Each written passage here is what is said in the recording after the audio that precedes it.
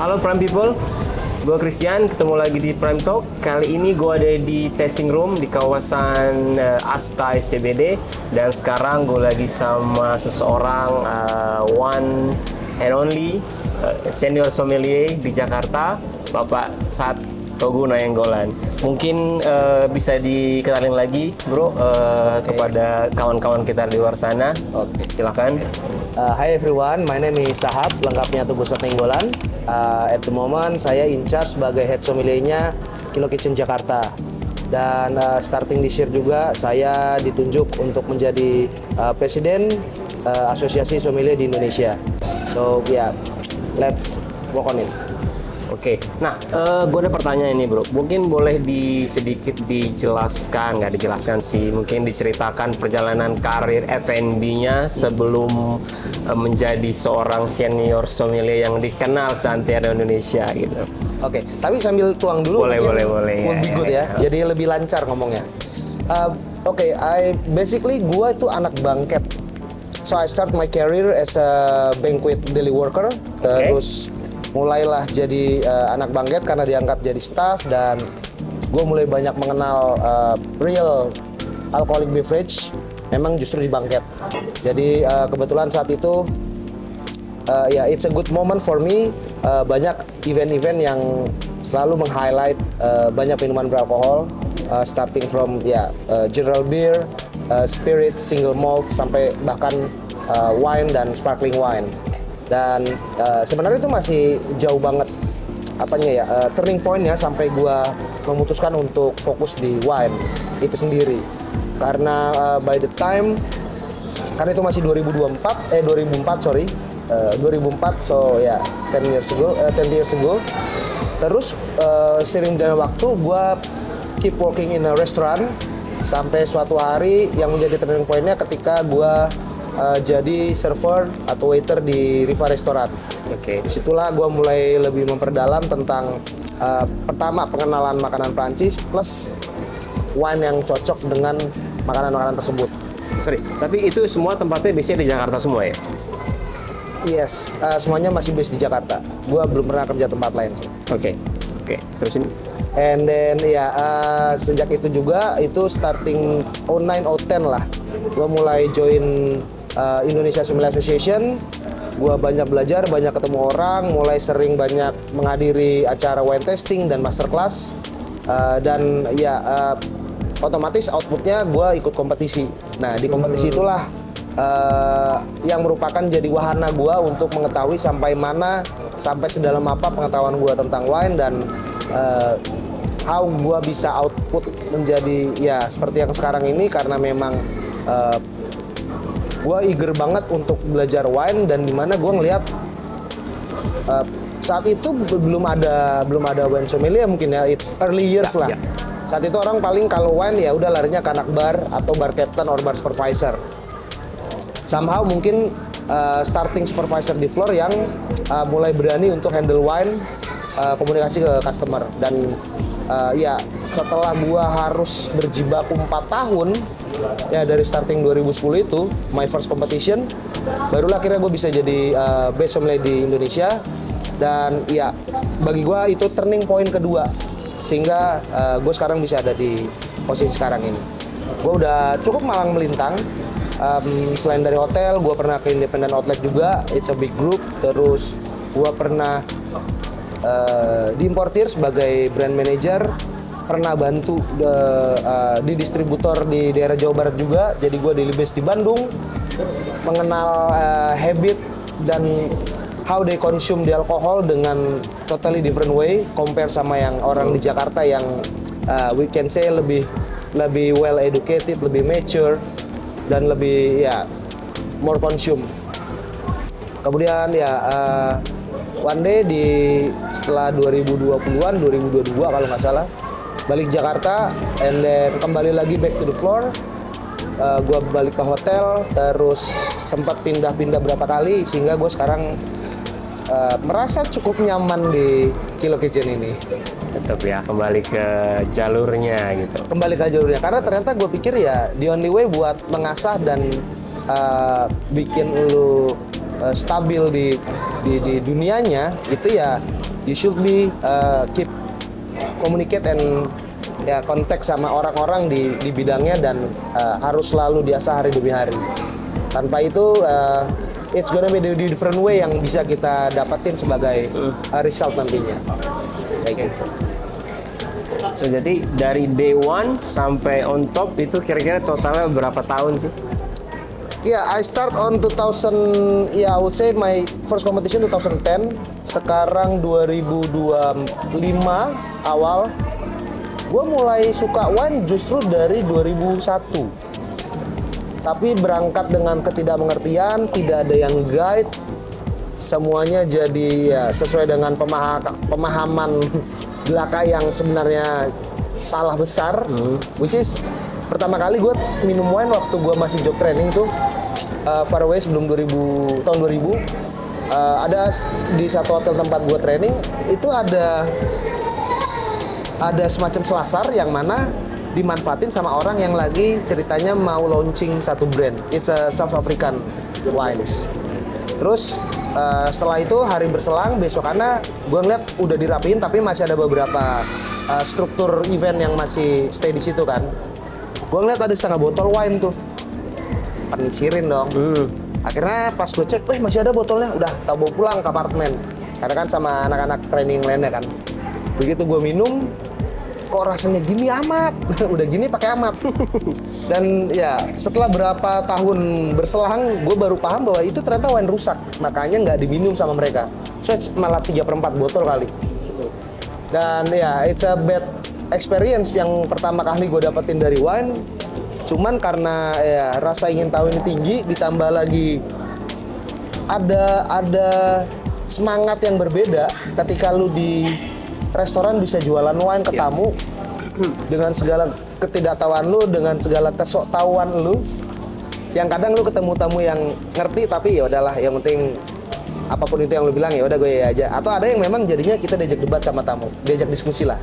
Apalagi bisa menguras dompet mereka ya, kayaknya itu nomor 2 sih. Karena pertama tantangan terbesar gue adalah how to open the bottle. It's very very difficult. No training, no people. Even leader gue waktu zaman itu, pada saat gue harus buka wine, gue muter lah satu ruangan restoran. Unfortunately hilang semua orang-orangnya. Jadi gue harus melakukan apapun itu dengan sebisanya yang dengan pengetahuan yang seminim mungkin di saat itu. And it's only tahun 2001. Oke. Nice story ya. Oke. Nah, sekarang ini kan banyak yang bilang tuh sommelier itu adalah kalau kita dengar dari bisikan-bisikan di luar sana gitu kan, bisikan goib. Sommelier itu adalah pekerjaan atau posisi yang cukup sombong bisa dibilang gitu, atau bahasa bakunya bergengsi lah gitu. Di luar sana ya? Di luar sana, bukan di sini gitu. Bukan di sini. tapi memang bener kan sampai saat ini sommelier itu memang memang posisi yang paling bergengsi dan banyak yang mau menjadi seorang sommelier walaupun instan gitu kan. Nah, menurut lu nih gimana nih? Dengan adanya sekarang kayak orang kita nih, orang Indonesia yang sekarang sudah mulai membuka diri dengan wine gitu kan. Apakah posisi sommelier ini akan semakin banyak peminatnya? Dulu kan biasanya kan, contoh gini aja deh, kalau misalnya satu restoran baru nih, ya kan buka outlet, saat mereka buka aplikasi atau lowongan, kalau saat mereka buka lowongan bar atau ya bar lah contohnya, pasti kan ribuan akan datang lamar dan waiter waitress of course ribu bisa lebih banyak lagi. Tapi giliran di wine department ya bisa mungkin 1 atau 2 mungkin yang akan ada masuk yang mau melamar gitu. Nah, menurut bro sendiri sekarang ini gimana nih? Kira-kira teman-teman kita di luar sana, khususnya di F&B ya, akan mulai beranikah menunjukkan diri mereka kalau mereka akan lebih serius di wine atau mungkin mau mencoba di posisi sommelier? Baik, untuk merespon hal itu, my first answer, yes, I'm proud sama job yang sekarang dijalanin, job yang juga sekarang bisa menghidupi gua karena gua tulang punggung keluarga, fortunately. And then ada beberapa podcast nada juga sempat mengulas hal itu. And somehow sedikit clue, ternyata di dunia ini profesi sommelier itu adalah satu dari 10 pekerjaan paling dicari. Mau sommeliernya profesi nomor 10-nya kayak mau nomor 6, mau nomor 4, nggak masalah ya. Pokoknya 10 profesi paling dicari di dunia ini. Berarti I would say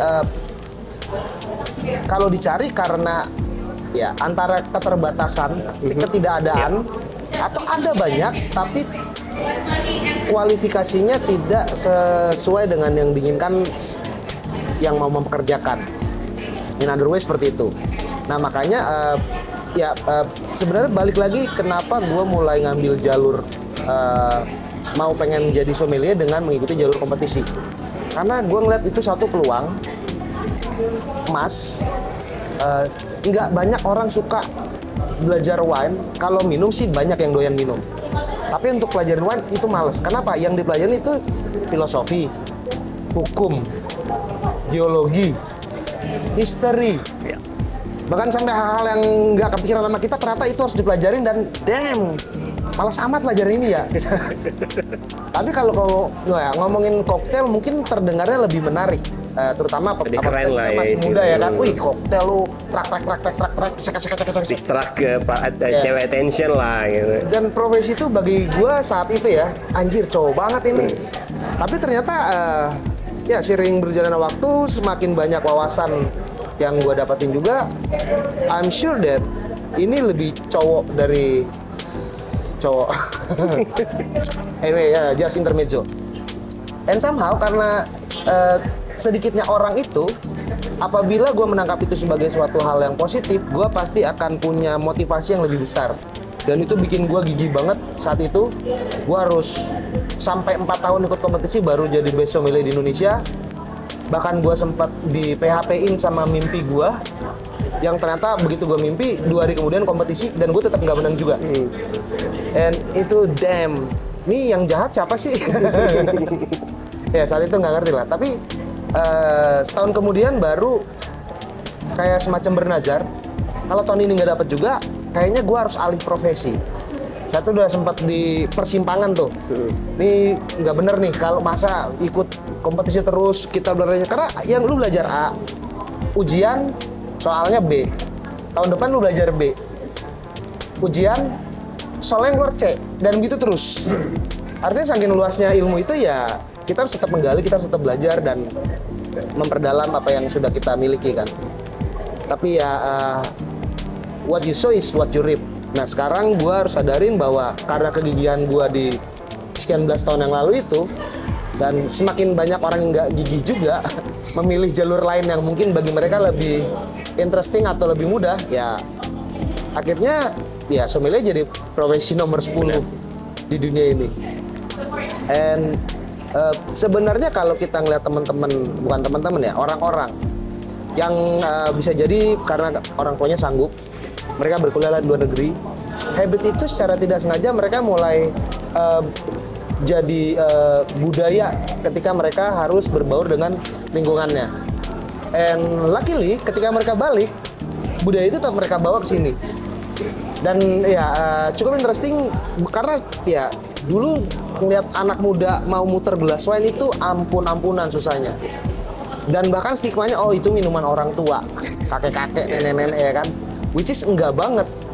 Dan ya semakin gue belusukan dengan gimana sih orang-orang di negara lain meniti karir mereka.